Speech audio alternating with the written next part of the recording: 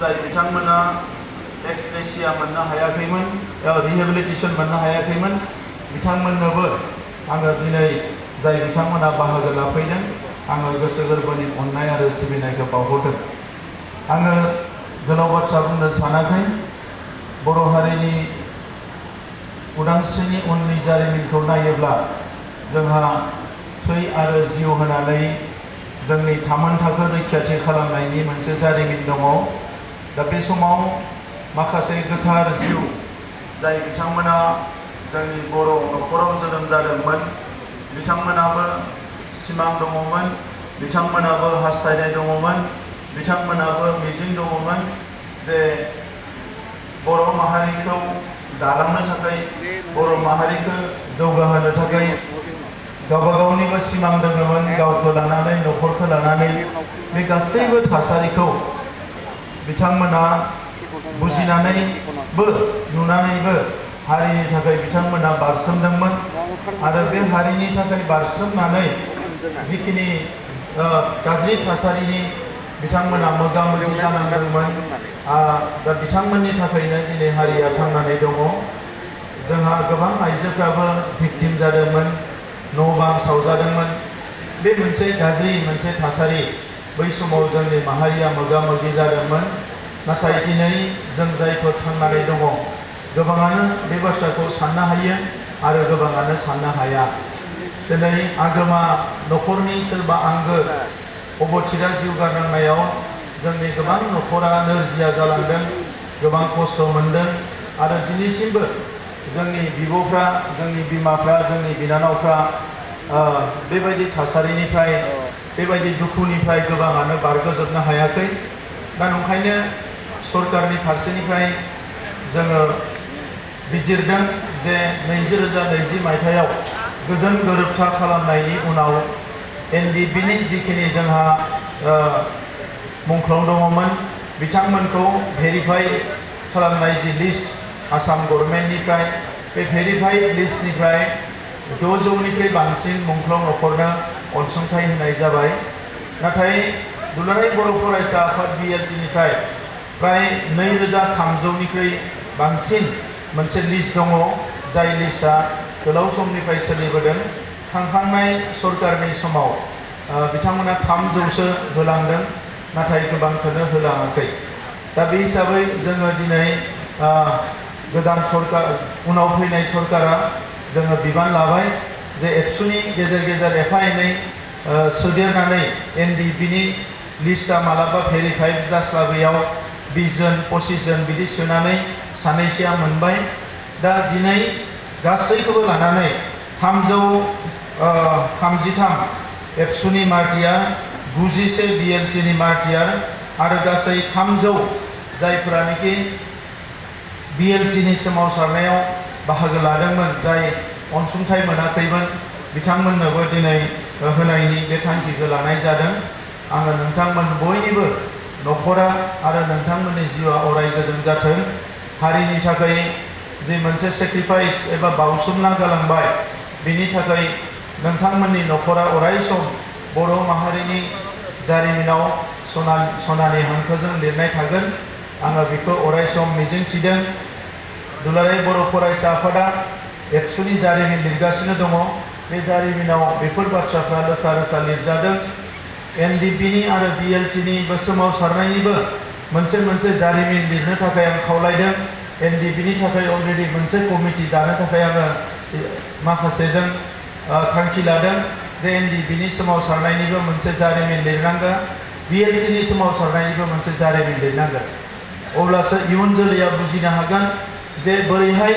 बे हारिया दावगाबोदोंमोन आरो बोरैहाय बे हारिया जांख्रिबोदोंमोन आरो बोरैहाय बे हारिया गसंबोदों। नैबे समाव आङो नोंथांमोननो खावलायनो सानदों जे जोंनि जि सिस्टेम, बे सिस्टेमा आजिखालि डिजिटाइज जाजोब्बाय हिसाबै जिखिनि रां जोंहा मुंख्लं बिथांमोना मोनगोन, बियो अनलाइन थांगोन। एकाउन्ट नाम्बार लाजोबखादों, बे एकाउन्टआव बियो गावनो गाव जमा जागोन सानसे साननैनि गेजेरावनो। आरो सोरहाबा मायबा उसुबिदा मोनोब्ला, अब्ला माबा मोनसे उसुबिदा जायोब्ला एकाउन्टआव सोरनिबा डिजिटआ मोनसे मोननै गोरोन्थिबो जाफ्लांबायनो हानाय। दा बैखौ जाहाथे नोंथांमोना जों मोनसे सिस्टेम नोंथांमोननो होगोन नाम्बार मोनसे होगोन बे नाम्बाराव जगाजग खालामनानै नोंथांमोना फैयो आरो आगोलफ्राव जों खोनानानै दुखु मोनदों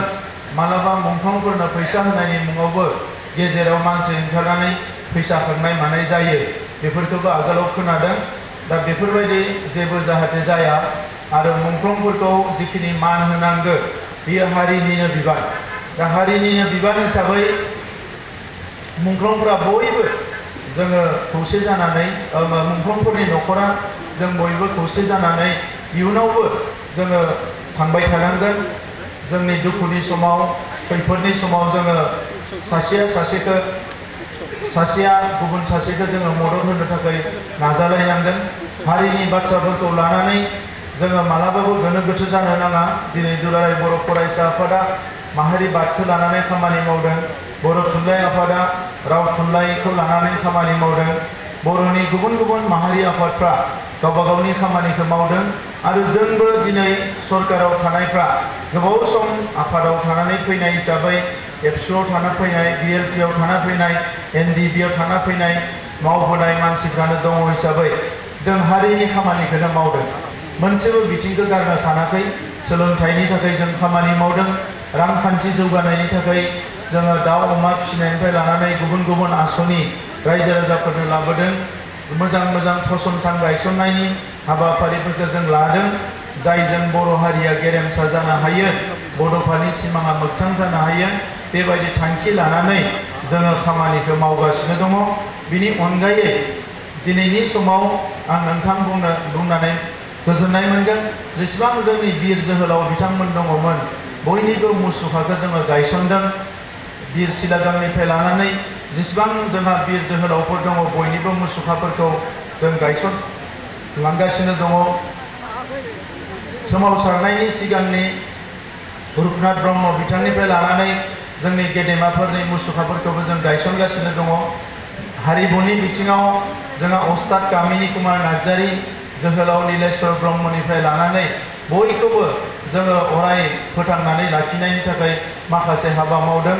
बावैसो 1952 मायथाइनिफ्राय 1982 मायथाइसिम दिल्लीयाव जोंनि क्रिस्टि खेराइ मोसाहैनाय जोंनि हारिमुखौ मुलुग हादोरनाङैनो सिनायहोनाय बे गासैबो जोंनि बिमायंमोन जोंनि माखासे हारिमु बिथिङाव गिबि सिरियाव खामानि मावनाय बिथांमोनखौ जों बरायदों आरो साननैसो उनाव फार्स्टनिफ्राय लानानै गिबिनिफ्राय लानानै जोङो माखासे रेडिअ मेथाइ खनजेननाय बिथांमोनखौबो बरायगोन दा फारफ्रोमबो बिथिंखौ जों नोजोर होदों जे 30-40 बोसोर सोमावसारनायाव दुखु मोननांनाय एबा खस्थ' मोननांनाय बिथांमोनखौ जाहाथे जोङो मान होनो हायो आरो बिथांमोनखौ जाहाथे जोङो अरायबो गोसो गोरबोनिफ्राय सिबिनाय बेखौ जोङो होनो हायो आं दिनै गोलाव बाथ्रा बुंनो सानाखै जोङो मुंख्लंनि मुङाव गोबां जायगायाव मुंख्लं खाम्फा गायसनो जोङो लेङाइ आफादगिरि बिथां दङ एबसुनि खोरोमदाव औवारी आङो बेखौनो खावलायदों लोगोसे माखासे एबसुनि दैदेनगिरि बिथांमोन दङ जेसेबां मुंख्लं खाम्फा दङ बेखौ जाहाथे मोजाङैनो लाखियो जोङो मुंख्लं खाम्फाफोरखौ मालाबा साखोन सिखोन लाखिनाय नुवा रायजो राजा गुबुन गुबुन जायगायाव गायसननाय जोंनि फसंथानफ्राव आरो लोगोसे जोंनि जिखिनि आद्रा थालांनाय मुंख्लंफोरनि जिखिनि लिस्ट दंबावो बेखौ जों फेस वाइजआव होनानै बोसोरनै बोसोरथामनि गेजेरावनो फोजोबनो थांखि लादों आरो बे बिथिङाव दिनै जिहेतु खम बाजेट फैयो ओंखायनो जोंनि काउन्सिलनिफ्रायबो जोङो एबार माखासे बाजेट होदेरनानै नाम्बारखौ एसे बारायदों आरो थाबैनो फोजोबनो आरो बयबो जाहाथे थाबैनो मोनो बेखौ नोजोर बोनानै दुलाराय बर' फरायसा आफाद आरो बयजोंबो सावरायनानै बियो 5 लाखमोन नाथाय बेखौ 3 लाख खालामनाय जादों आरो बिथांमोना बे प्रप'जेलखौ बयबो हरदों दा बे हिसाबै बाखि थानाय मुंख्लं बिथांमोननोबो जोङो थाबैनो होनो नाजागोन जाहाथे बेयाव खुनु रोखोमनि डुप्लिकेसि जाया आरो लोगोसे खुनु रोखोमनि डुप्लिकेसि जाया आरो बेखौ लानानै जाहाथे रावबो फैसा खांनाय मा खांनाय बेफोर जाहाथे जाया आं बेखौ खावलायदों आं बयनिसिमबो साबायखर बावबाय आरो नोंथांमोना बोथोरा जोबोद गरमब्लाबो फैनानै बाहागो लाफैनायनि थाखाय साबायखर बावबाय इयुनाव बयबो मोजाङै थानो हागोन बिनि थाखाय आङो अबंलावरिनि खाथियाव आर'ज गाबदों आरो बड'फानि जि सिमां बेयो मोगथाङाव महर मोनजासिम जों बयबो खौसेयैनो खामानि मावलांनो हागोन आं बेखौ मिजिंथिनानै आंनि बुंनायखौ बेवहायनो फोजोबबाय।